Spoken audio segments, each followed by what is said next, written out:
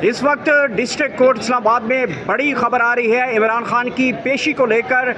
इस वक्त बड़ी खबर आ रही है कि इमरान खान साहब को कब पेश किया जाए। गैर मामूली सूरत हाल इस वक्त बनती हुई दिखाई दे रही है, क्योंकि इमरान खान साहब ने कहा कि मैं अदालतों के ज़रिए ही बाहर आऊँगा। डील की बातें मुस्लिम लीग नून के करीबी एंकर्स की जानिब से ये बात आ चुकी है कि पाक भारत कशीदगी से पहले इमरान खान की एक गैर सियासी शख्सियत के साथ 2 से 3 मुलाकातें हो चुकी हैं। मामला आगे की तरफ बढ़ रहे हैं। इमरान खान साहब के कहने के ऊपर उन्होंने कहा कि इमरान खान साहब ने कहा कि ट्विटर खोल दें, उसी टाइम ट्विटर खुल गया और अभी तक ट्विटर चल रहा है।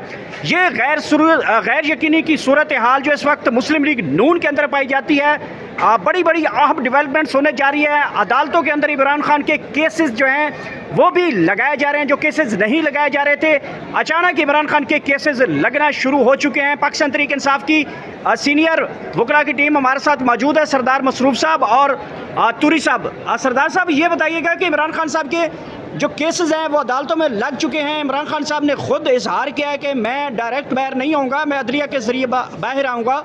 तो कितनी देर बाद इमरान खान के ये केसेस लगेंगे और इमरान खान साहब को पेश किया जाएगा?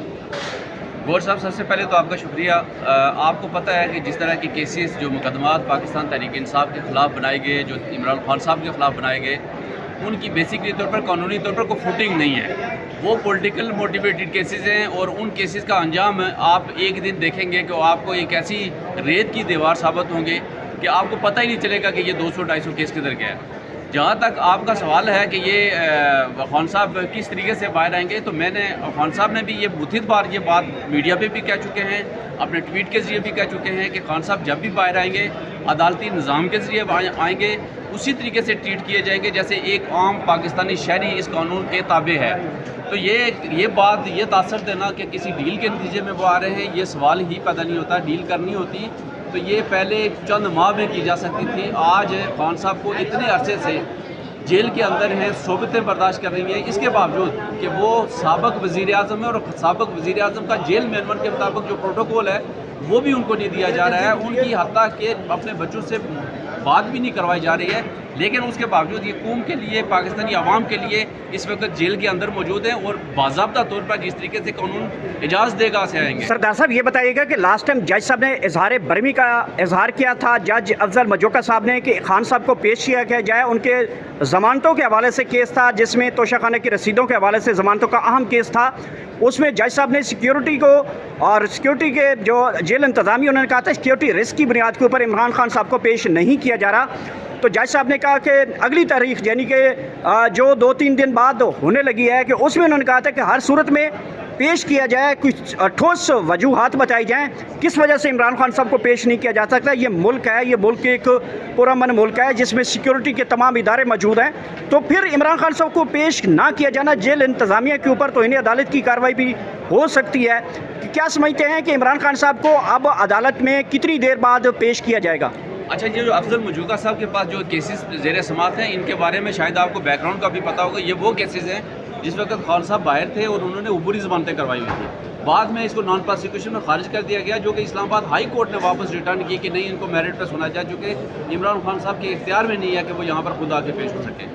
तो इन केसेस को गुज़श्ता तकरीबन 6 महीने से पेंडिंग है, तो जज बरहम कैसे न हो? आप मुझे बताएं, जज साहब अपना ऑर्डर करते हैं, वो ऑर्डर में लिखते हैं कि या तो आप अक्यूज़ को पेश करें, अगर पेश करने की हिम्मत नहीं करते हैं तो आप उसको ऑनलाइन पेश करें। ऑनलाइन भी उन्होंने इसकी यानी इमरान खान की एक झलक भी किसी सूरत में भी, वो खा वीडियो लिंक के ज़रिए हो, वो खा फिज़िकली हो, उससे वो इज्तनाब कर रहे हैं ताकि खान साहब की कोई झलक बाहर ना आ जाए।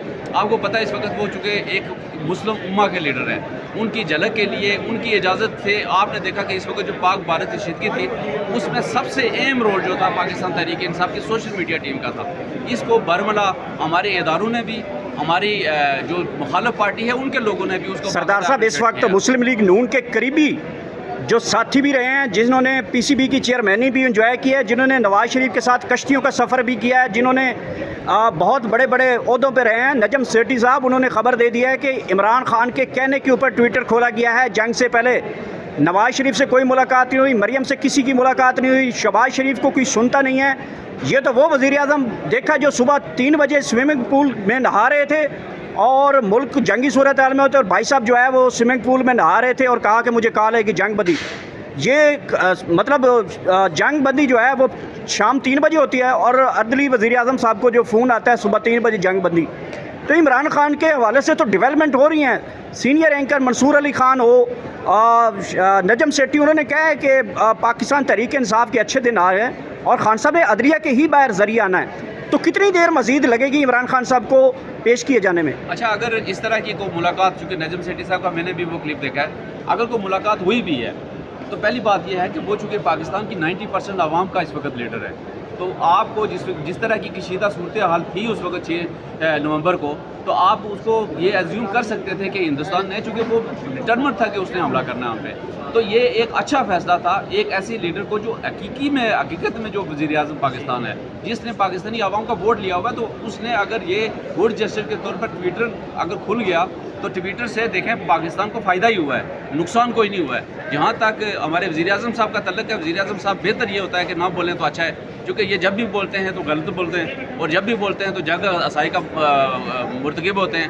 تو میں یہ کہتا ہوں کہ اب یہ بتائیں نا کہ ملک جنگی صورتحال میں ہے اور بھائی صاحب کچھا پہن کے سوئمنگ پول میں نہا رہے ہیں، یہ کیسا وزیر اعظم ہے؟